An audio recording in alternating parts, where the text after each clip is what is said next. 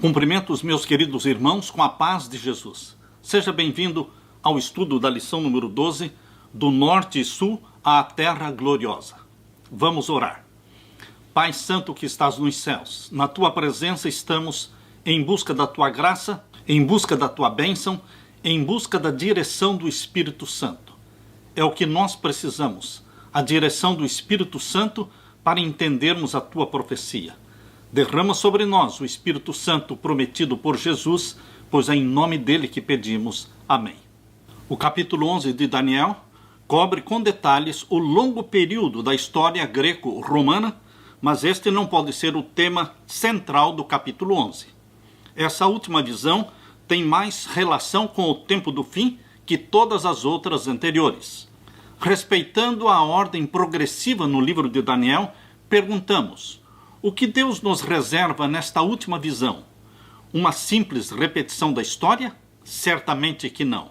Daniel 11 revela uma incontestável progressão no tempo, uma prolongada guerra, conforme Daniel 10:1, um tempo que ultrapassa o ano de 1844. E em 1904, a serva de Deus falou. A profecia do capítulo 11 de Daniel atingiu quase o seu cumprimento final. Logo, se cumprirão as cenas de perturbação das quais falam as profecias. Essa declaração deixa claro de que o cumprimento final da profecia de Daniel capítulo 11 diz respeito ao tempo do fim, isto é, a um tempo posterior ao ano de 1904. Diz respeito aos nossos dias, ao tempo da abominação desoladora sendo implantada no meio do povo de Deus agora nos últimos dias. O que é abominação desoladora? Com que intensidade atingirá os santos do Altíssimo? Estas perguntas serão respondidas no estudo que faremos. Na parte de domingo, profecia sobre a Pérsia e a Grécia. Abra sua Bíblia em Daniel capítulo 11 e vamos ler os versos 1 até o verso 4. Eu, pois, no primeiro ano de Dario, o Medo, levantei-me para o animar e fortalecer. Agora eu te declararei a verdade. Eis que ainda 3 reis se levantarão na Pérsia, e o quarto será acumulado de grandes riquezas. A visão do capítulo 11 foi dada no primeiro ano de Dario, o Medo. Mas o rei dominante era Ciro, rei dos Medos e Persas. Gabriel disse para Daniel que 3 reis ainda se levantariam da Pérsia. Eles seriam seguidos pelo quarto rei, que seria o mais rico de todos e provocaria os gregos.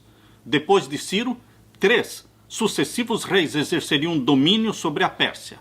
Cambises II, o falso Esmerdes, Dario I e o quarto era o rei Xerxes, mencionado no livro de Ester como o Assuero. Como diz a profecia, este quarto, Xerxes, seria acumulado de riquezas. Destaca-se como o último rei persa mencionado em Daniel 11. E agora o verso 3 diz: depois se levantará um rei poderoso, que reinará com grande domínio, mas no auge o seu reino será quebrado e repartido para os 4 ventos do céu. Daniel 11, versos 3 e 4. Aqui é uma referência à morte de Alexandre e à divisão do seu império pelos 4 generais de Alexandre. Lisímaco ficou com o norte, Ptolomeu ficou com o sul, Seleuco ficou com o leste e Cassandro ficou com o oeste. Esses 4 generais depois foram reduzidos a 3, porque Seleuco derrotou Lisímaco e ampliou seus domínios, tornando-se então o rei do norte, enquanto que Ptolomeu no Egito era o rei do sul. Como você pode observar, a linguagem de Daniel capítulo 11 é uma linguagem considerada literal. Como literal? É literal no sentido de que não é uma linguagem simbólica na modalidade em que é a linguagem dos capítulos 2, 7 e 8. Aqui no capítulo 11 não existem imagens formadas por múltiplos elementos, nem bestas, nem animais ou chifres. Na parte de segunda-feira, profecia sobre Síria e Egito. Vamos ler agora Daniel capítulo 11, versos 5 até o verso 14. Logo depois da morte de Alexandre, as guerras continuaram acontecendo entre os 4 generais de Alexandre. Finalmente, os 4 se reduziram em 2, permanecendo o rei do norte e o rei do sul. Os versos 5 a 13 relatam as lutas entre o rei do norte e o rei do sul. Ao norte estava a Síria, cuja capital era Antioquia, e ao sul estava o Egito, cuja capital era Alexandria. Aqui lemos no verso 5, e se fortalecerá o rei do sul, ou seja, os Ptolomeus, e um dos seus príncipes, o rei do norte, Seleuco I, este se fortalecerá mais do que ele e reinará, e domínio grande será o seu domínio.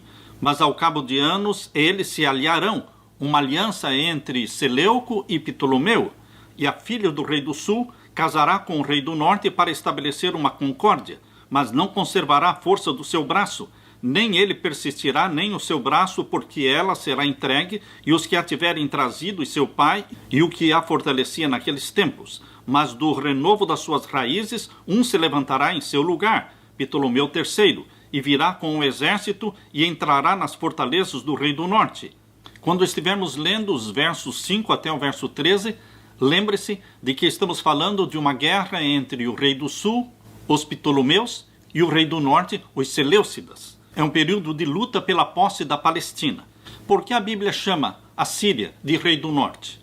O fato é que a terminologia bíblica leva em conta a posição geográfica da Síria em relação à cidade de Jerusalém.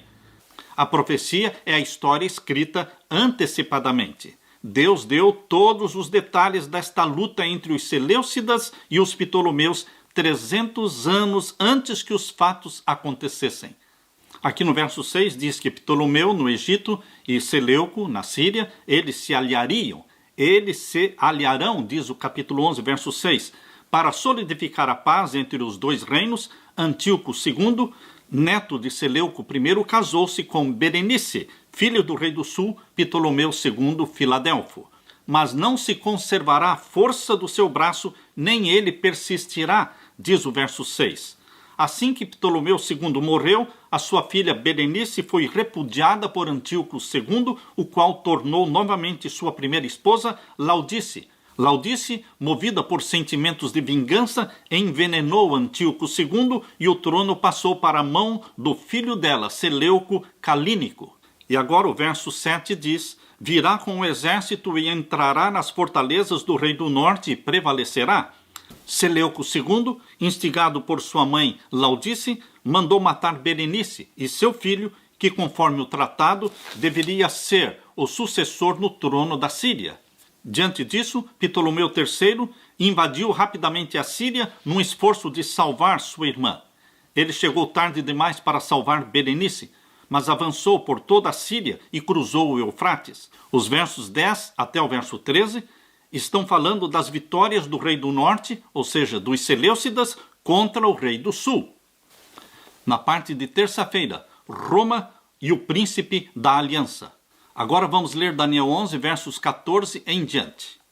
E naqueles tempos, muitos se levantarão contra o rei do sul, e os filhos dos prevaricadores do teu povo se levantarão para confirmar a visão. O comentário bíblico adventista dá a entender que o verso 14, quando fala os prevaricadores do teu povo, é uma referência a Roma. Sendo assim, o verso 14 introduz a primeira referência a Roma nesta visão do capítulo 11. Eles são chamados prevaricadores do teu povo. E também é mencionado que eles confirmariam a visão, ou seja, selariam a visão. Exatamente, queridos, a visão foi selada, foi confirmada durante o Império Romano. Porque foi durante o Império Romano que Jesus Cristo, o príncipe do exército, foi morto. Roma, uma vez dentro do Oriente, fez rápidos progressos através da Ásia Menor e da Síria, até que o reino dos Seleucidas desapareceu. Os exércitos romanos, comandados por Cipião, infligiram a Antíoco III uma esmagadora derrota em Magnésia, na Ásia Menor, em 190 a.C. E no dia 22 de junho do ano 168 a.C., na Batalha de Pídina, o exército romano derrotou os Seleucidas. Mais tarde, no ano 63, a Palestina caiu nas mãos do Império Romano quando Pompeu capturou Jerusalém após um cerco de 3 meses. Roma agora era o rei do norte. Por quê? Porque ele venceu os Seleucidas e se tornou o rei do norte. E então Roma penetrou na terra gloriosa, conforme diz o verso 16. E no verso 17, diz: e porá o seu rosto para vir com a força de todo o seu reino contra a terra gloriosa, ou seja, a Palestina, e com ele os retos. Esta expressão, e com ele os retos, é uma referência aos judeus. 3.000 judeus se uniram ao exército romano para ajudar na destruição do Império Macedônico, ou seja, dos Seleucidas. E fará o que lhe aprouver, e lhe dará uma filha das mulheres para a corromper, mas ela não subsistirá nem será para ele. E o verso 17, quando diz: e lhe dará uma jovem em casamento, os comentaristas têm aplicado geralmente este verso a Cleópatra, filha de Ptolomeu XI. Roma penetrou no Egito sob o comando de Júlio César, e Cleópatra foi colocada sob a proteção romana em 51 a.C. e tornou-se amante de Júlio César. E o verso 18 diz: depois virará o seu rosto para as ilhas e tomará muitas. Aqui está falando das vitórias do exército romano liderado por Júlio César. E o verso 19: virará então o seu rosto para as fortalezas da sua própria terra. Depois de mais de 50 batalhas vitorioso, Júlio César volta para Roma. Exatamente como diz o verso 19: virará então o seu rosto para as fortalezas da sua própria terra. Ele voltou para Roma, mas tropeçará e cairá e não será achado. Júlio César foi traído pelo seu próprio general Brutus. Enquanto Júlio César sentava-se em seu trono de ouro, na manhã do dia 15 de março do ano 44 a.C., ele foi assassinado. Seu corpo foi apunhalado 23 vezes pelos seus conspiradores. Cumpriu-se a profecia do verso 19: mas tropeçará e cairá e não será achado.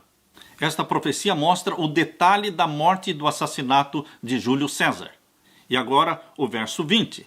Em seu lugar, ou seja, no lugar de Júlio César, se levantará quem fará passar um arrecadador pela glória real. O sucessor de Júlio César foi César Augusto, conhecido na história como arrecadador pela glória real. Mas em poucos dias será quebrantado, e isto sem ira e sem batalha. Aqui menciona que o sucessor de Júlio César morreria sem ira, ou seja, sem batalha, na paz, sem conspiração contra ele e sem guerra. Morreu pacificamente no seu leito, com 76 anos de idade. Reinou por 43 anos. O reinado de César Augusto é conhecido como a Era Dourada do Império Romano. Ele era conhecido como arrecadador de impostos. E morreu no dia 19 de agosto do ano 14 depois de Cristo. Morrer pacificamente era tão incomum que a profecia menciona que ele morreu sem ira, sem guerras, sem conspiração contra ele. O relato bíblico menciona que o Messias nasceu nos dias de César Augusto. Lemos em Lucas capítulo 2, verso 1. E aconteceu naqueles dias que saiu um decreto da parte de César Augusto para que todo mundo se alistasse. Foi nesta ocasião que José e Maria foram para a cidade de Belém. E agora o verso 21. Depois se levantará em seu lugar um homem vil. Quem viria depois de César Augusto? Um homem vil. Exatamente, queridos. Tibério, conhecido como Tibério César. Tibério não era herdeiro do trono. Ele não era filho de César Augusto. Ele era filho de Lívia, esposa de César Augusto. Portanto, Tibério não era um herdeiro natural do trono. Mas a profecia diz claramente aqui no verso 21.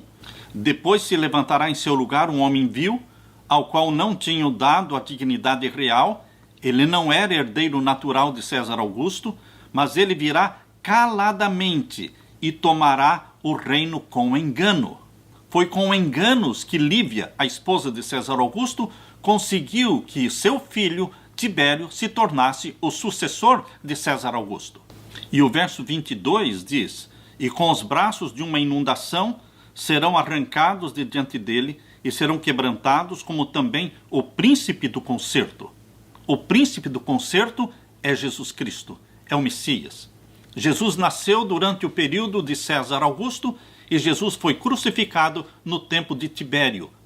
É importante notar que, embora César Augusto tenha morrido no ano 14 depois de Cristo, Tibério começou a ser corregente juntamente com César Augusto já no ano 12, e isto pode ser confirmado pela história. Tibério nunca conseguiu o respeito dos cidadãos romanos, nem mesmo depois de morto. A história descreve Tibério como uma pessoa excêntrica, incompreendida e não amada. A profecia o chama de um homem vil. Depois de identificar os 3 primeiros Césares, Júlio César, Augusto César e Tibério César, e indicar o tempo do nascimento e da morte de Jesus Cristo, o príncipe do concerto, a narrativa profética do capítulo 11 segue o curso natural da era cristã, dando destaque ao concerto do engano. Que concerto é este? O concerto do engano. É o concerto entre a igreja cristã e o governo romano, no tempo do imperador Constantino. Foi no tempo do imperador Constantino que a igreja cristã se curvou diante do paganismo, fazendo um concerto com Roma. Constantino, no verso 23, o primeiro imperador supostamente cristão, que reivindicou os títulos de vigário de Cristo, bispo dos bispos e pontífice máximo. Ele, Constantino, decretou a primeira lei dominical, no dia 7 de março de 321. Este é o concerto do engano, mencionado aqui na profecia de Daniel 11 e o verso 23. E depois do concerto, o concerto do engano feito da igreja cristã com Roma, Roma, usará de engano e subirá e será fortalecido com pouca gente. Virá também caladamente aos lugares mais férteis da província. Os lugares mais férteis da província, nos dias de Constantino, era a igreja. Constantino estendeu a mão para a igreja e se declarou supostamente cristão para usar a igreja para salvar o seu império que estava em derrocada. Por isso diz aqui o verso 24, virá caladamente aos lugares mais férteis da província, ou seja, a igreja cristã, e fará o que nunca fizeram seus pais, porque nenhum imperador tinha se proclamado cristão antes. Ele, Constantino, foi o primeiro a se declarar cristão. Nem os pais dos seus pais. Repartirá entre eles a presa e os despojos, e a riqueza, e formará os seus projetos contra as fortalezas, mas por certo tempo. Constantino presenteou a igreja. Constantino comprou o bispo de Roma com presentes. O imperador pagão tinha completo controle da igreja. Constantino, até a sua morte, continuou construindo igrejas cristãs e ao mesmo tempo construía magnificentes templos pagãos em Constantinopla. Constantino entrou pacificamente na igreja e fez o que nenhum outro imperador fizera antes dele. No ano 325, convocou o concílio ecumênico da igreja em Niceia, com a presença de 300 bispos. Constantino repartiu entre eles a presa e a riqueza.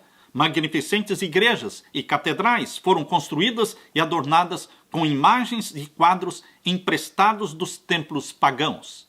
No período da Idade Média, o bispo de Roma se apossou de todos os títulos de Constantino: Pontífice Máximo, Vigário de Cristo, Bispo dos Bispos. O bispo de Roma imitou Constantino em tudo. Vivia e vestia-se como ele, morava nos seus palácios, governou sobre suas terras e pretendia ser senhor da igreja e do Estado. Os papas também são famosos pelos seus crimes, pelos envenenamentos, pela pornografia, pelo adultério e pelos subornos. O ex-jesuíta Peter de Rosa escreveu: na cadeira de São Pedro assentaram-se não homens, mas monstros em forma de homens. Isto está escrito no livro Peter de Rosa, Vigário de Cristo, na página 53 e 54. Todos os reformadores, sem exceção, condenaram o papado apóstata como sendo o anticristo. Em 570, uma nova face foi dada para o rei do sul. Por quê? Nasceu em 570 Maomé e se julgava o escolhido de Alá para reconciliar o mundo com Alá. Por um certo tempo, Constantinopla foi uma fortaleza que impediu os avanços do novo rei do sul, do islamismo. O islamismo é um ateísmo disfarçado. Por quê dizemos que o islamismo é um ateísmo disfarçado? Porque o islamismo nega a divindade de Jesus, nega a sua morte na cruz, nega a sua ressurreição e nega também o evangelho da graça. O que nós vemos, portanto, é que aqui a partir do verso 24, 25 em diante, o rei do norte se refere a Roma papal e o rei do sul se refere ao islamismo. Os poderes vão passando por uma transição. O rei do norte, inicialmente, era Seleuco, que ocupava a Síria, com a capital em Antioquia. Depois os seleucidas foram conquistados por Roma, e então Roma se tornou rei do norte. Porém, queridos, quando o Império Romano do Ocidente deixou de existir no ano 476, então o bispo de Roma cresceu em poder, e o bispo de Roma se tornou o novo rei do norte, Roma papal. Da mesma forma, o rei do sul, que inicialmente eram os Ptolomeus, no Egito, houve uma transição e o rei do sul se tornou símbolo do islamismo, uma religião. Agora o rei do norte era uma referência direta à Roma papal e o rei do sul era uma referência direta ao islamismo. Por isso podemos ver aqui, a partir do verso 26, uma luta entre o papado e o islamismo. A primeira cruzada, no verso 25, nós lemos: "E suscitará a sua força e o seu coração contra o rei do sul com um grande exército. E o rei do sul se envolverá na guerra com um grande e muito poderoso exército, mas não subsistirá, porque formarão projetos contra ele." Aqui nós podemos ver no verso 25 a derrota do islamismo. O rei do norte vence a primeira cruzada. O islamismo era quem controlava Jerusalém à época da primeira cruzada. Era capitaneado pelos califas do Egito. Assim, a primeira cruzada foi um feroz ataque contra o rei do sul, o islamismo. Jerusalém foi tomada no dia 15 de julho de 1099. O verso 25 descreve com clareza o sucesso da primeira cruzada, colocando Jerusalém nas mãos do Papa. E o verso 27. Também estes dois reis terão o coração atento para fazerem o mal, tanto o rei do norte como o rei do sul. E a uma mesma mesa falarão a mentira, ela, porém, não prosperará, porque o fim há de ser no tempo determinado. O engano e as más intenções existiam tanto do lado do rei do norte, Roma papal, como também do lado do rei do sul, o islamismo. E então o verso 28 diz: "Então tornará para sua terra com grande riqueza." Queridos, nós sabemos que existiram 7 cruzadas. Na primeira cruzada, descrita aqui no verso 25 e 26, venceu o rei do norte, venceu Roma papal. Porém, queridos, aqui diz no verso 28, "Então tornará para sua terra com grande riqueza, e o seu coração será contra o santo concerto, e fará o que lhe aprouver, e tornará para sua terra." Depois da vitória da primeira cruzada, o papado só teve derrotas. Na segunda cruzada, a terceira, a quarta, a quinta, a sexta e sétima cruzada, todas elas foram derrotas para Roma papal. Porém, os exércitos romanos, ao voltarem da Terra Santa para Roma, voltaram com muitas riquezas. Por isso diz aqui o verso 28, "Então tornará para sua terra com grande riqueza, e o seu coração será contra o santo concerto." Primeiramente, na primeira cruzada, a guerra do papado foi contra o islamismo. Porém, agora, depois de derrotado na segunda e terceira cruzadas, a atenção de Roma papal se voltou para o santo concerto, para o povo de Deus.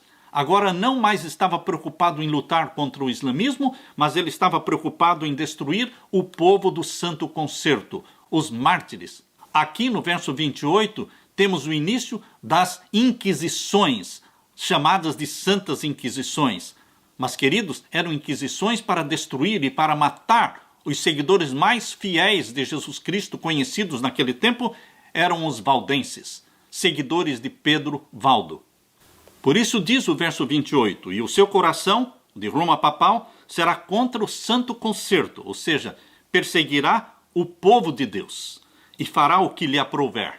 A Inquisição contra os valdenses foi no ano 1208.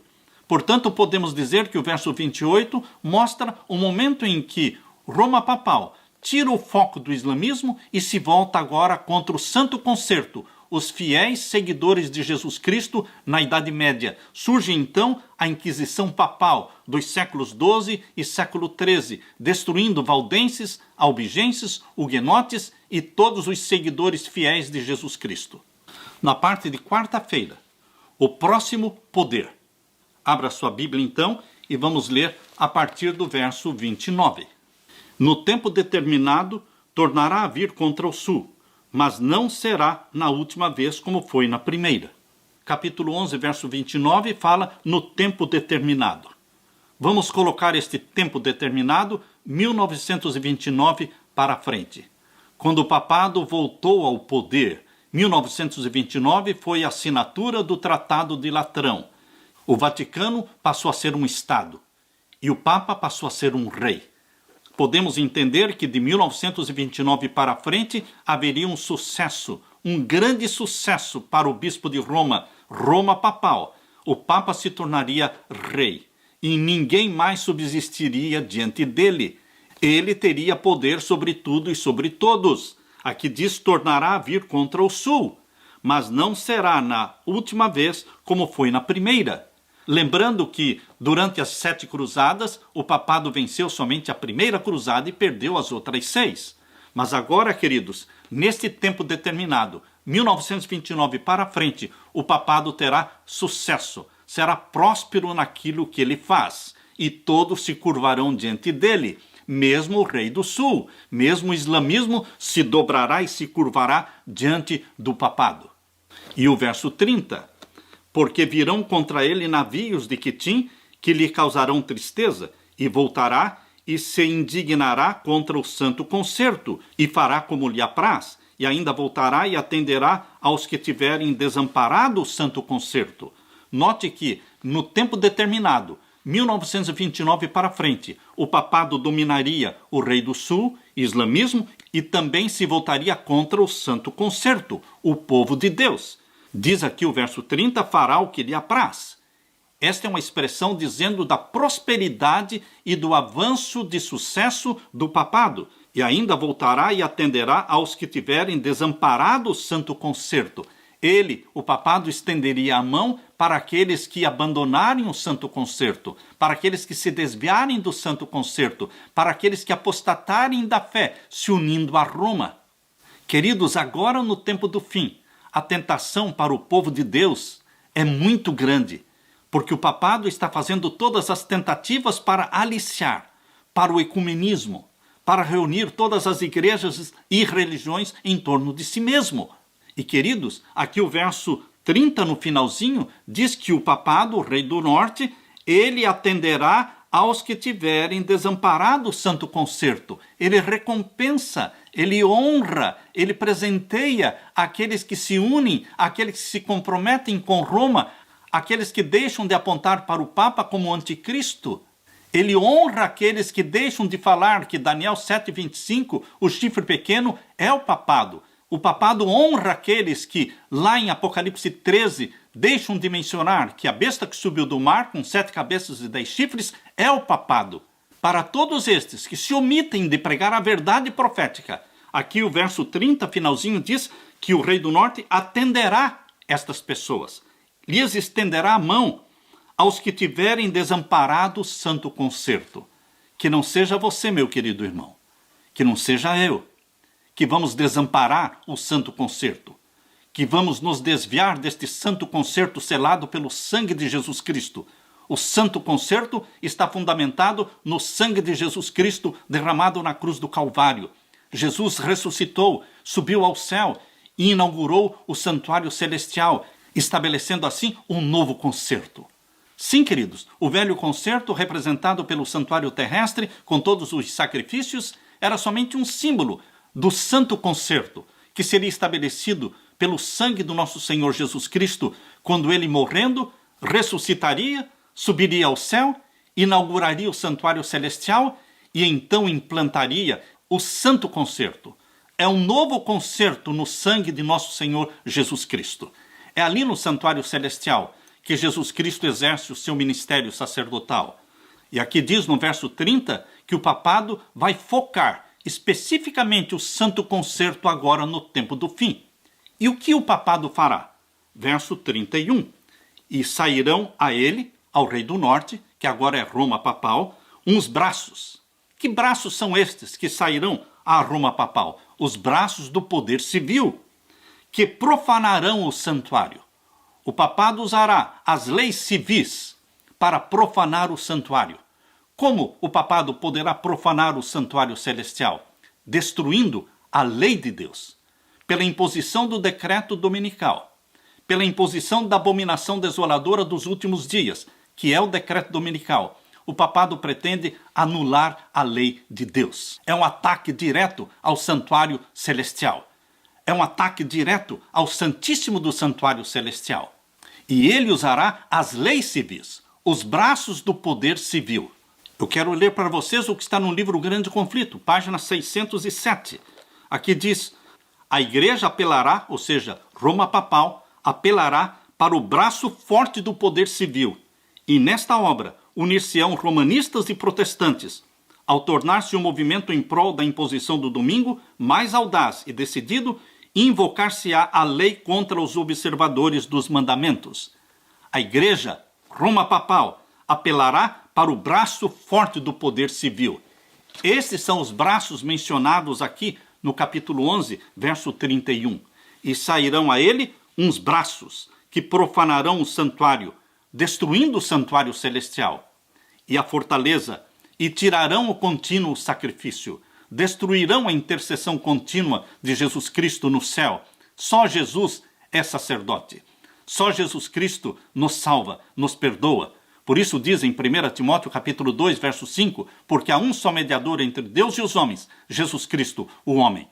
Porém, queridos, o papado destrói a intercessão contínua de Jesus Cristo, colocando aqui na terra a confissão auricular, investindo os padres com a autoridade de perdoar os pecados. É assim que ele destrói o contínuo sacrifício. Contínuo sacrifício de quem? De nosso Senhor Jesus Cristo no céu. Porque é para Jesus que nós temos que correr. É para Jesus que nós temos que pedir perdão pelos nossos pecados. E o que mais fará Roma papal? Finalzinho do verso 31 diz: estabelecendo abominação desoladora.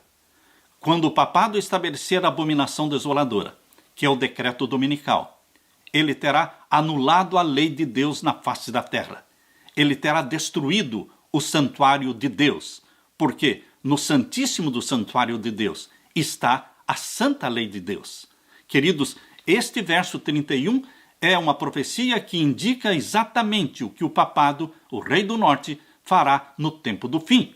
E o verso 32: e aos violadores do concerto, ele com lisonjas perverterá. Assim como o verso 30 menciona que ele estenderia a mão para aqueles que violassem o santo concerto, agora o verso 32 é mais específico: e aos violadores do concerto, àqueles que se comprometem com Roma, para aqueles que deixam de pregar Daniel 7,25 como chifre pequeno apontando para Roma papal, aquele que mudou a lei de Deus, e aquele poder que perseguiu os santos do Altíssimo por 1260 anos. Esses que deixam de identificar a besta que subiu do mar, Apocalipse 13, verso 1 e verso 2, como sendo Roma papal. Queridos, aos violadores do concerto, eles estão sendo pervertidos por Roma papal. Por isso diz o verso 32, e aos violadores do concerto, ele com lisonjas perverterá. Mas o povo que conhece o seu Deus, meu querido irmão, você é o povo que conhece o seu Deus. Nós somos o povo que conhecemos o Deus que temos. E o povo que conhece o seu Deus se esforçará e fará proezas. Agora, no tempo do fim, é o tempo das proezas espirituais, da grande vitória do povo de Deus, do remanescente fiel. E aqui diz o verso 33, e os entendidos entre o povo ensinarão a muitos. Quem são os entendidos entre o povo? Aqui, em Daniel. Leia Daniel capítulo 12 e o verso 3. Os entendidos, pois, resplandecerão como o resplendor do firmamento. E os que a muitos ensinam a justiça refulgirão como as estrelas sempre e eternamente. Aqui em Daniel capítulo 12, os entendidos são aqueles que a muitos ensinam a justiça. Eles brilharão como as estrelas sempre e eternamente. Meu querido irmão, você está sendo chamado para pertencer a este grupo, os entendidos entre o povo, que ensinarão a justiça a muitos. Todavia, muitos de nós cairemos pela espada, diz aqui o verso 33. Todavia, cairão pela espada e pelo fogo e pelo cativeiro e pelo roubo por dias. Queridos, entre os entendidos que ensinam a verdade profética, existirão mártires. Por isso a profecia já está dizendo: alguns cairão pela espada, pelo fogo e pelo cativeiro e pelo roubo. E agora o verso 34. E caindo eles, serão ajudados com pequeno socorro. Por que pequeno socorro? Porque ainda não é um socorro total, pleno. Porque ainda alguns morrerão como mártires. Por isso serão ajudados com pequeno socorro. E caindo eles, serão ajudados com pequeno socorro. Mas muitos se ajuntarão a eles com lisonjas. Ah, meus queridos, não faltam lisonjas. Não faltam tentativas para perverter os santos do Altíssimo, para que não preguem a verdade. E o verso 35. E alguns dos entendidos cairão para serem provados. Alguns dos entendidos morrerão como mártires. Alguns dos entendidos cairão para serem provados e purificados e embranquecidos. Lembre-se que a profecia está dizendo que alguns entendidos cairão para serem provados, purificados e embranquecidos, mas não apostatados. Os entendidos sofrem perseguições, mas não para caírem da fé, não para apostatarem, não para se unirem ao Rei do Norte, à Roma papal, mas para serem provados, purificados e embranquecidos até ao fim do tempo, porque será ainda no tempo determinado. Bendito seja Deus que existe um tempo determinado. Sim, queridos, esta prosperidade papal, este domínio mundial papal, será por um curto espaço de tempo. Louvado seja Deus! Apocalipse 13, verso 5, já menciona que este domínio papal dos últimos dias durará somente 42 meses, 3 anos e meio. E agora o verso 36. E este rei, o rei do norte, o poder papal, fará conforme a sua vontade. Ele faz conforme a sua vontade. Ninguém diz nada contra. Tudo que ele faz prospera. Parece que tudo dá certo para o papado. Sim, queridos. O verso 36 está dizendo: e se levantará e se engrandecerá sobre todo Deus. O papado se levanta, se engrandece sobre todo Deus. O Deus do islamismo, o Deus do hinduísmo, o Deus do budismo, o Deus do cristianismo apostatado. O papado se engrandece sobre todo o Deus. E contra o Deus dos deuses, ele se levanta até mesmo contra o Deus verdadeiro, se colocando na terra como vigário de Cristo. E falará coisas maravilhosas, coisas grandiosas, e será próspero. Olhe, querido irmão, no verso 36, está descrevendo o sucesso, o curso vitorioso do papado agora no tempo do fim. Ele será próspero até que a ira se complete. A ira de quem? A ira divina vai se completar. E chegará o tempo em que o papado será destruído, será derrubado, será queimado. Porque aquilo que está determinado será feito. Aquilo que está determinado aonde? Na profecia. Por isso Apocalipse 13, verso 5 diz: será por 42 meses. E então o papado será derrubado. Onde diz que o papado será derrubado? Em Apocalipse 17, verso 16. Abra sua Bíblia e vamos lá em Apocalipse 17 e o verso 16. Aqui nós lemos: e os 10 chifres que viste na besta são os que aborrecerão a prostituta e a porão desolada e nua, e comerão a sua carne e a queimarão no fogo. Queridos, você lendo o capítulo 18 de Apocalipse, todinho o capítulo 18 de Apocalipse está mostrando a destruição e a queda papal. Por isso Deus clama para o seu povo fiel que está dentro de Roma, para que saia de Babilônia. Porque existe um povo de Deus dentro de Babilônia. Por isso a mensagem está em Apocalipse 18, verso 4, dizendo: sai dela, povo meu, para que não sejas participante dos seus pecados e para que não incorras nas suas pragas. Porque o capítulo 18 está descrevendo a destruição sobre Babilônia. Mas o povo de Deus que está em Babilônia vai sair e vai se unir aos que são fiéis a Deus, que amam a Deus e guardam seus mandamentos. Agora voltando, queridos, para Daniel capítulo 11. Daniel capítulo 11, verso 37. E não terá respeito aos deuses dos seus pais. Inicialmente a Igreja Católica era formada pelos cristãos sinceros do primeiro século, segundo século, terceiro século. A Igreja Cristã Católica, ela se corrompeu no quarto século, no tempo de Constantino, quando permitiu que o imperador romano tivesse autoridade para decidir na questão de doutrinas e convocasse concílios, começando com o concílio de Nicéia, no ano 325, aceitando o primeiro decreto dominical de Constantino, no dia 7 de março de 321. Queridos, foi no quarto século que a Igreja Católica Cristã ela começou a se corromper com o paganismo e se afastou da verdade bíblica. Por isso diz aqui o verso 37, não terá respeito aos deuses dos seus pais, porque inicialmente a Igreja Cristã Católica não era romana. Nos primeiros séculos era a Igreja Católica Cristã, descrita em Apocalipse 12, verso 1, como uma mulher pura.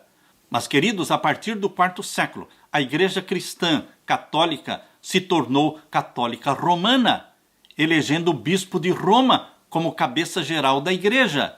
E então a apostasia começou. Por isso diz aqui o verso 37, e não terá respeito aos deuses de seus pais, porque abandonou a crença no Deus verdadeiro, Criador dos céus e da terra, e em Jesus Cristo como único Salvador e mediador nosso.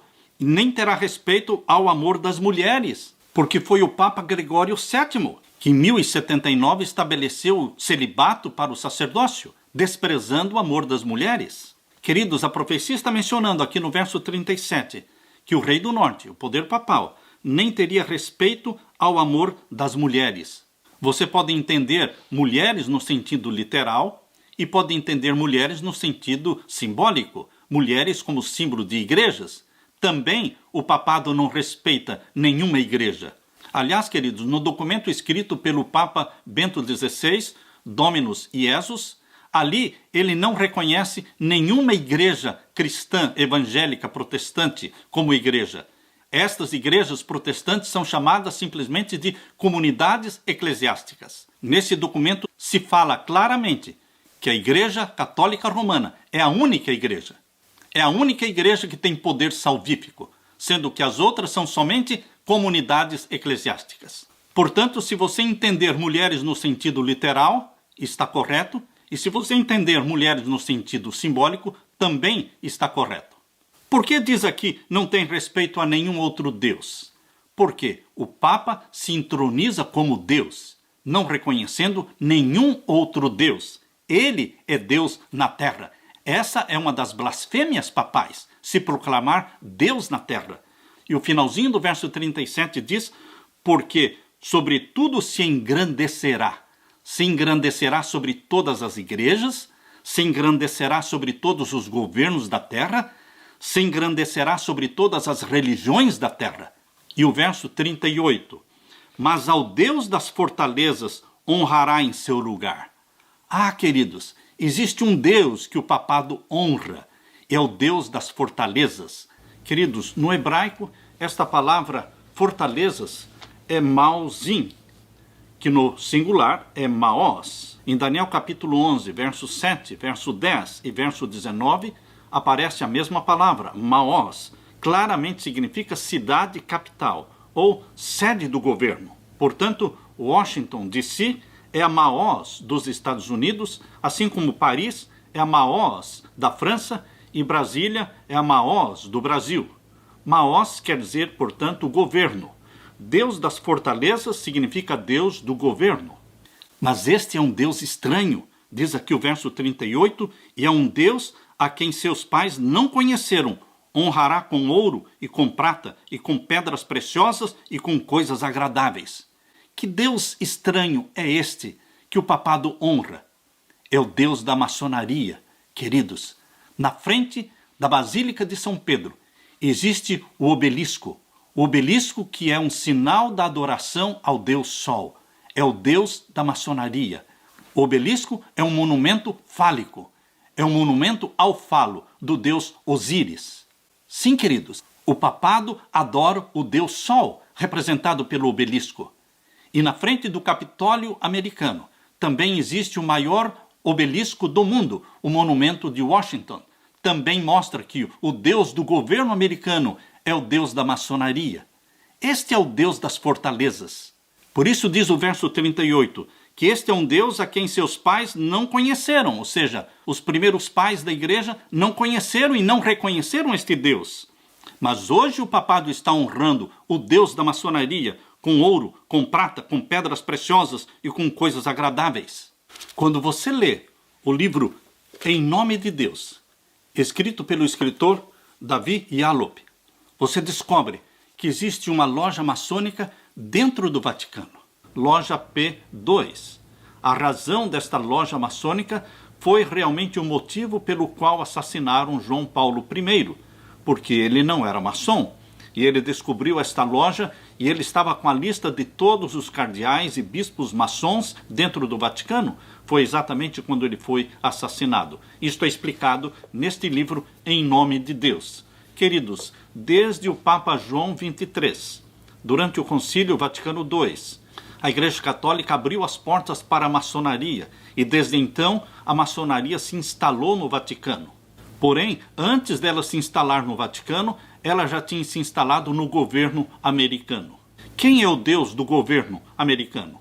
Comentando sobre o grande selo dos Estados Unidos, aquela pirâmide inacabada, com o olho de Horus em cima, o olho que tudo vê, é dito que os idealizadores da nação americana adoravam o Deus da razão. Os fundadores desta nação, na sua maioria, eram todos maçons, deístas do século XVIII.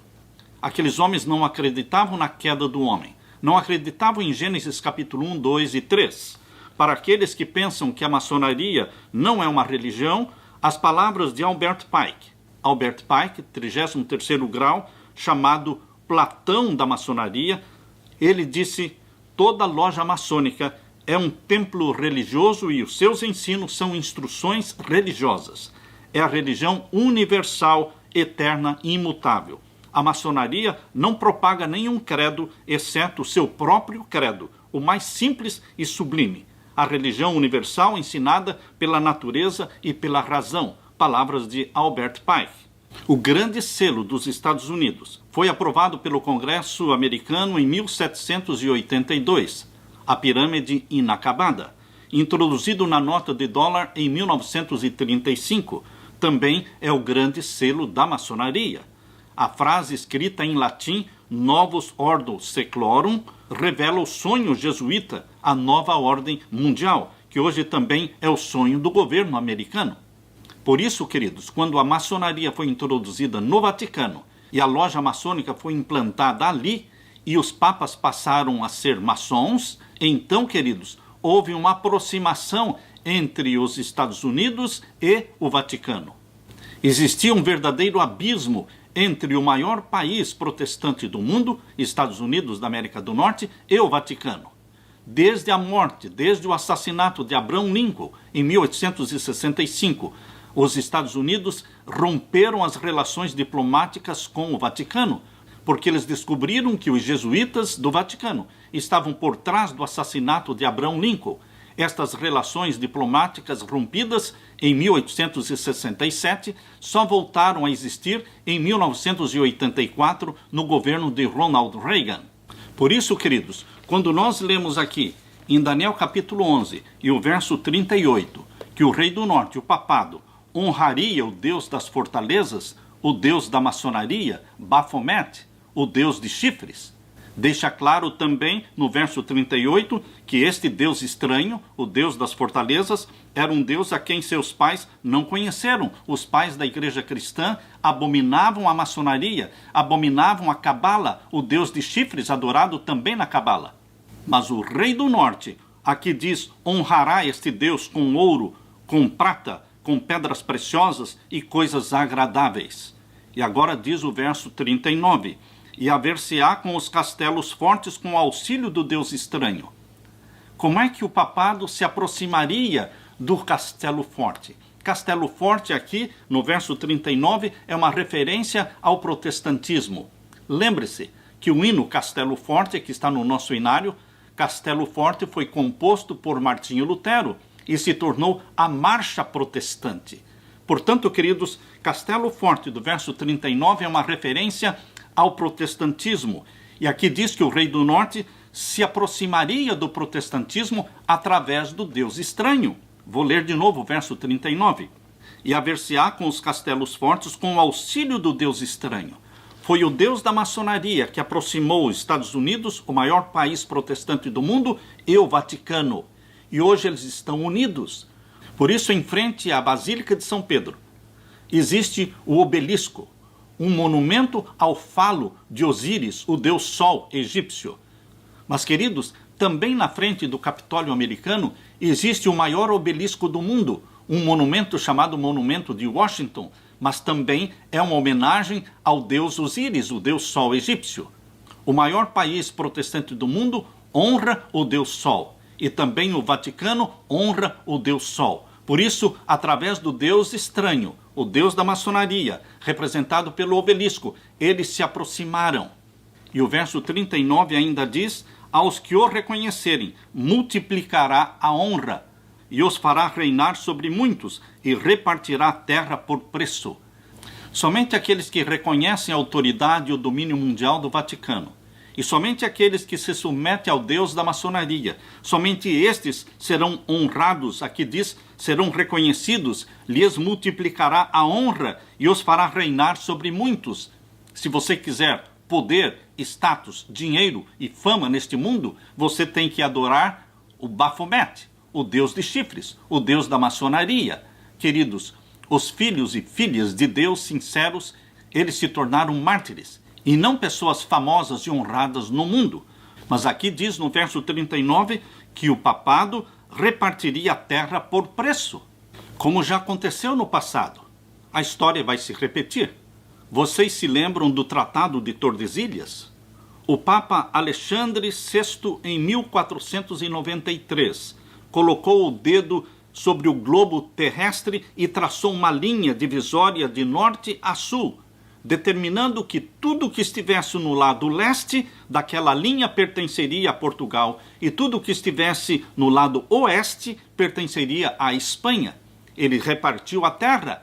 Este decreto foi confirmado em 1494 pelo Tratado de Tordesilhas. A profecia de Daniel 11:39 revela que, uma vez mais, o papado usará sua autoridade para repartir a terra por preço. Ele honra a quem ele quer. Ele honra quem se submete a ele.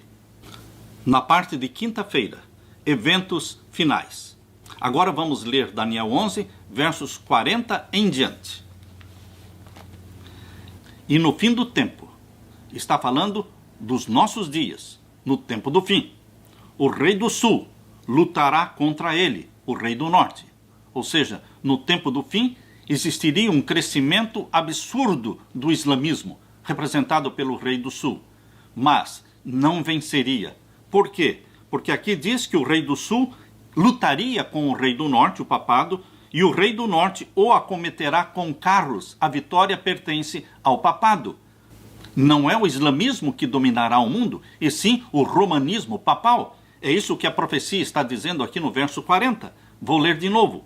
E no fim do tempo, o rei do sul lutará com ele, e o rei do norte o acometerá com carros e com cavaleiros e com muitos navios, e entrará nas terras e as inundará e passará.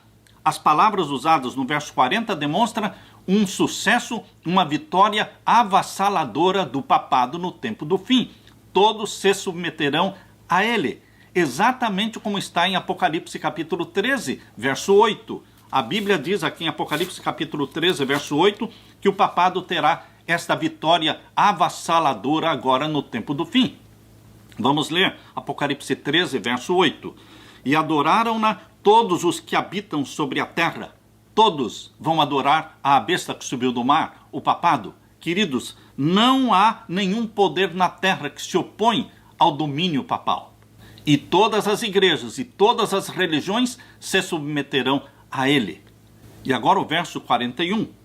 E entrará também na terra gloriosa, e muitos países serão derribados, mas escaparão da sua mão estes, Edom e Moabe, e as primícias dos filhos de Amon. Quando lemos aqui no verso 41, que o papado entrará também na terra gloriosa. Na palavra de Deus, terra gloriosa é uma referência a Israel, a Jerusalém. Queridos, a profecia está dizendo claramente que o papado terá domínio sobre Israel. agora no tempo do fim, Jerusalém não será dominada por Israel, nem pelos palestinos, e sim pelo papado. É isso que está sendo dito aqui. Ele entrará na terra gloriosa, e muitos países serão derribados, mas escaparão das suas mãos estes, Edom e Moabe, e as primícias dos filhos de Amon. A posse da cidade de Jerusalém sempre foi um sonho papal. Os jesuítas não descansarão enquanto não colocarem Jerusalém nas mãos do Papa. Tudo indica que, por ocasião do decreto dominical, o controle da cidade de Jerusalém estará nas mãos do Vaticano.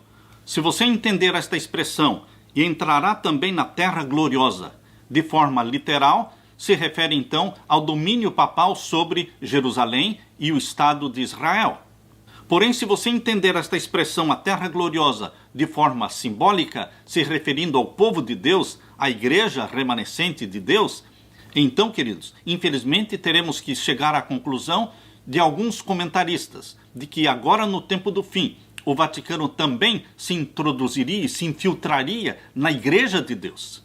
E que a igreja de Deus estaria comprometida com Roma, assim como foi na primeira vinda de Cristo, quando Anás e Caifás estavam mais comprometidos com Roma do que com o povo de Deus, assim também agora no tempo do fim. A profecia está mencionando que o rei do norte, o papado, se intrometerá, se infiltrará na terra gloriosa, tanto no sentido literal, Jerusalém, Israel, como também no sentido simbólico, a igreja de Deus.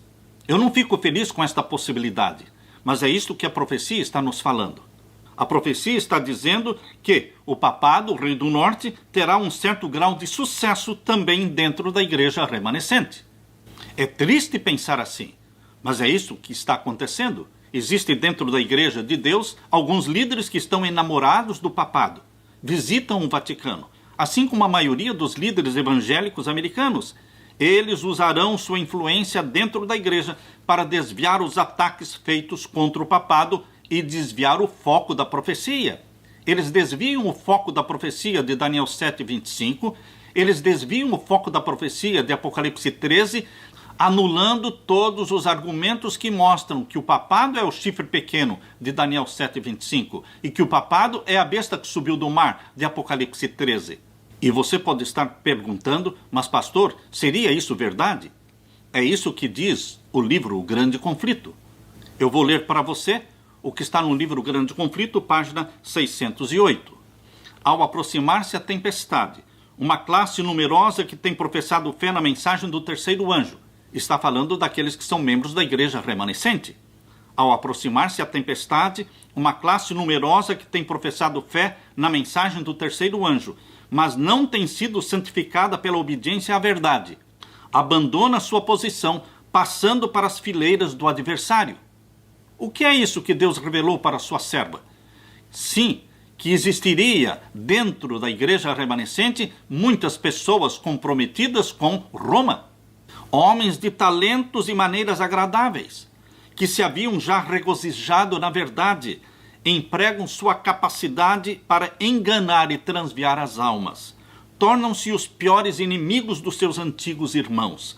Quando os observadores do sábado forem levados perante os tribunais para responder por sua fé, estes apóstatas serão os mais ativos agentes de Satanás para representá-los falsamente e os acusar, e por meio de falsos boatos e insinuações, incitar os governantes contra eles.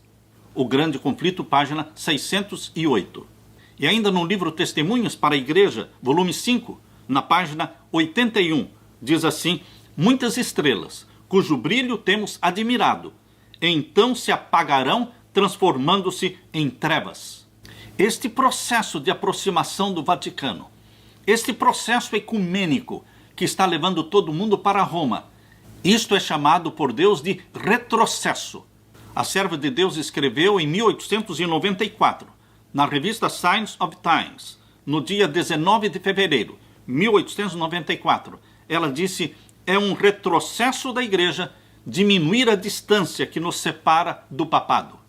Mas, queridos, existe um paradoxo aqui no verso 41. Vou ler de novo. E entrará também na terra gloriosa, e muitos países serão derribados, mas escaparão das suas mãos Estes, Edom e Moabe, e as primícias dos filhos de Amon. Este é o paradoxo. Por quê? Ao mesmo tempo em que muitos que estão na igreja remanescente se aproximam do papado e se submetem ao papado, ao mesmo tempo outros que eram inimigos do povo de Deus. Porque nós sabemos que Edom é um outro nome usado para os descendentes de Esaú. E também aqui no verso 41 fala de Moabe e Amon, que são filhos de Ló. Edom, Moabe e Amon, embora fossem parentes dos israelitas, eram ao mesmo tempo inimigos de Israel. Considerando que aqui a profecia está falando que as primícias dos filhos de Amon, Edom e Moabe se unirão aos fiéis remanescentes guardadores do sábado bíblico e abraçarão a Jesus como Salvador, de acordo com a profecia de Isaías 11, versos 11 a 16, Edom, Moabe e Amon tornar-se-ão obedientes a Deus nos últimos dias. Os palestinos se declaram descendentes de Esaú, isto é, são edomitas, e muitos deles serão salvos. O paradoxo aqui no verso 41 é que muitos daqueles que são membros da igreja remanescente estão correndo para o Vaticano, comprometendo-se com Roma. Outros que eram inimigos do povo de Deus, mencionados aqui como Edom, Moabe e Amon, eles escapam das mãos do papado e se convertem. E agora vamos ler o verso 42, Daniel 11, 42. E estenderá sua mão, ou seja, o papado estenderá suas mãos às terras, e a terra do Egito não escapará. A terra do Egito representa o islamismo, não escapará. Serão colocados sob o domínio papal. E o verso 43, e apoderar-se-á dos tesouros de ouro e de prata e de todas as coisas desejáveis do Egito. Quem se apossa das riquezas do islamismo? O papado. E os líbios e os etíopes o seguirão. Mas os rumores do Oriente. O verso 44 marca realmente uma virada, o ponto de virada. O verso 44, pela conjunção mas. O papado está indo muito bem. O papado está sendo próspero e se engrandecendo sobre tudo e todos, até que, no verso 44 diz, mas os rumores do Oriente e do Norte o espantarão. Somente os rumores do Oriente e do Norte espantarão o papado. Os rumores do Oriente e do Norte são uma referência à proclamação poderosa das 3 mensagens angélicas e o convite que Deus faz, sai dela, povo meu, o alto clamor e os sons dos passos de um Deus que está voltando. Na Bíblia, o norte é conhecido como o lugar da habitação de Deus. O Monte Sião estava no norte. A Bíblia diz, formoso de sítio e alegria de toda a terra. É o Monte Sião sobre os lados do norte. Isso está em Salmos 48, verso 2. E a Bíblia diz em Apocalipse capítulo 7, verso 2, que o anjo do selamento, aquele que vem com o selo do Deus vivo, para selar o povo de Deus, o selamento dos vivos, ele vem do Oriente. Queridos, os rumores do Norte e do Oriente dizem respeito à proclamação poderosa das 3 mensagens angélicas e o selamento do povo de Deus com o selo do Deus vivo. Apocalipse 7:2 diz, e vi outro anjo subir da banda do sol nascente, ou seja, o Oriente, e que tinha o selo do Deus vivo. Vemos aqui que o Norte e o Oriente estão associados. Do Oriente vem um anjo com o selo do Deus vivo, e do Norte, o lugar da habitação de Deus, vem Miguel, o grande príncipe, para libertar o seu povo. Aleluia! É esta mensagem poderosa que faz com que o rei do Norte, o papado, trema e se espante. Tanto o Norte como o Oriente estão associados à volta de nosso querido Salvador Jesus Cristo. Assim escreveu a serva de Deus. Viu uma nuvem flamejante aproximar-se de onde Jesus estava. Então Jesus tomou seu lugar na nuvem que o levou para o Oriente, onde ele apareceu primeiro aos santos da terra. Isto está escrito em Maranata, Meditação Matinal, Maranata, de 1977, página 285. E agora vamos ler o finalzinho do verso 44. Mas os rumores do Oriente e do Norte o espantarão, e sairá com grande furor para destruir e extirpar a muitos. Queridos, assim como Hitler, no final, quando ele já se viu derrotado, foi quando ele fez o maior número de vítimas, matando pessoas. Assim também o papado, quando sentir que o fracasso está chegando, quando ele se sentir aterrorizado e atemorizado pela proclamação das 3 mensagens angélicas, ele, diz a Bíblia aqui no verso 44, ele sairá com um grande furor para destruir e extirpar a muitos. Ainda teremos mártires neste tempo, porque ainda estaremos vivendo em tempo de graça. Isto vai acontecer antes do fechamento da porta da graça. Por isso Deus permitirá que alguns mártires morram para a conversão de muitos outros. E o verso 45 diz: e armará as tendas do seu palácio, o rei do norte, o papado, armará as tendas do seu palácio entre o mar grande é o mar Mediterrâneo, e o monte santo e glorioso. Este era o monte onde estava o templo de Jerusalém, e hoje está ali a mesquita de Omar, a mesquita maometana. Mas, queridos, a Bíblia está falando de que o papado armará suas tendas, ou seja, ele terá o domínio de Israel, ele terá o domínio de Jerusalém, armará as tendas do seu palácio entre o mar Mediterrâneo e o monte santo e glorioso. Mas, aqui de novo aparece a conjunção mas. Este é o ponto de virada. Ele fez sucesso, ele se engrandeceu, ele prosperou, mas virá ao seu fim, o finalzinho do verso 45. Mas virá ao seu fim, aleluia. Existe um fim determinado por Deus para o rei do norte, para o papado. Existe um fim quando ele será derrubado no final dos 42 meses de supremacia papal. Ele será derrubado. Os próprios 10 reis que o honraram, que o elegeram para ser aquele que dirigiria a nova ordem mundial, aqueles mesmos 10 reis, eles se levantarão contra o papado. É assim que diz lá em Apocalipse capítulo 17, queridos. Abra sua Bíblia em Apocalipse capítulo 17. Aqui diz claramente no capítulo 17 e o verso 12 e 13. Os 10 chifres que viste são 10 reis que ainda não receberam o reino, mas receberão poder como reis por 1 hora com a besta. E aqui diz o verso 13, estes 10 reis têm o mesmo intento e entregarão o seu poder e autoridade à besta.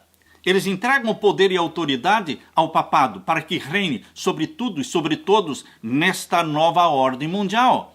Mas depois eles se levantam contra o papado e o derrubam. Assim diz o capítulo 17 e o verso 16. E os 10 chifres que viste na besta, os mesmos reis que apoiaram, eles agora puxam o tapete do papado e se levantam contra ele. E os 10 chifres que viste na besta são os que aborrecerão a prostituta e a porão desolada e nua, e comerão a sua carne e a queimarão no fogo. Queridos, é isto que está determinado. A profecia abre as cortinas do futuro e mostra para você o que vai acontecer nos próximos eventos mundiais. E o verso 17 diz aqui, porque Deus tem posto em seus corações, ou seja, no coração dos 10 reis, dos 10 líderes mundiais, a terra será dividida em 10 supernações. E Deus tem colocado no coração destes 10 líderes que cumpram o seu intento de dar o poder para que a besta reine sobre todos. E tem uma mesma ideia, diz aqui o verso 17. Está muito clara a profecia, irmãos. E que deem à besta o seu reino, até que se cumpram as palavras de Deus. Quando é que as palavras de Deus vão se cumprir? No final dos 42 meses. O papado será derrubado. Por isso o capítulo 18 fala da destruição de Babilônia. Babilônia aparece esta palavra no Apocalipse 6 vezes. Ela deve ser entendida como sendo Roma. Destruição de Babilônia, profetizada no capítulo 18 de Apocalipse, é a destruição de Roma. Agora, voltando, queridos, para Daniel capítulo 11, verso 45, no finalzinho do verso 45, mas virá ao seu fim, aleluia, e não haverá quem o socorra.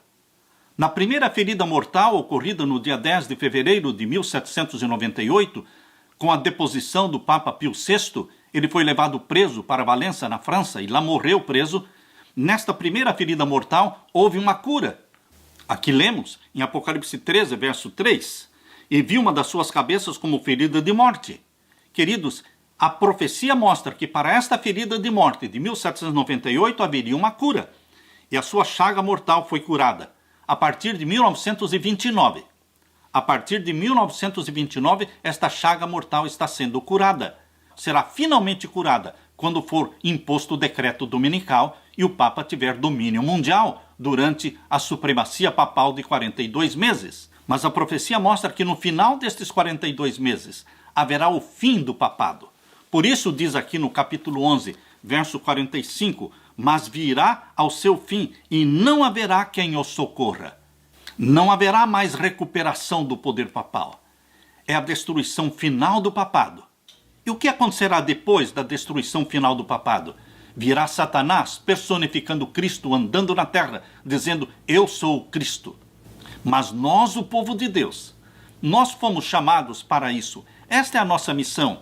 E nós precisamos ensinar a muitos a justiça e vamos refulgir como estrelas sempre e eternamente. Deus derrame sobre você o Espírito Santo, meu querido irmão, para que você seja inflamado pelo Espírito Santo, para que você tenha o discernimento dado pelo Espírito Santo, para que você tenha a ousadia cristã de pregar a palavra profética, preparando um povo para a volta de Jesus. Deus te dê a paz de meu Senhor Jesus Cristo. Esta é a minha oração.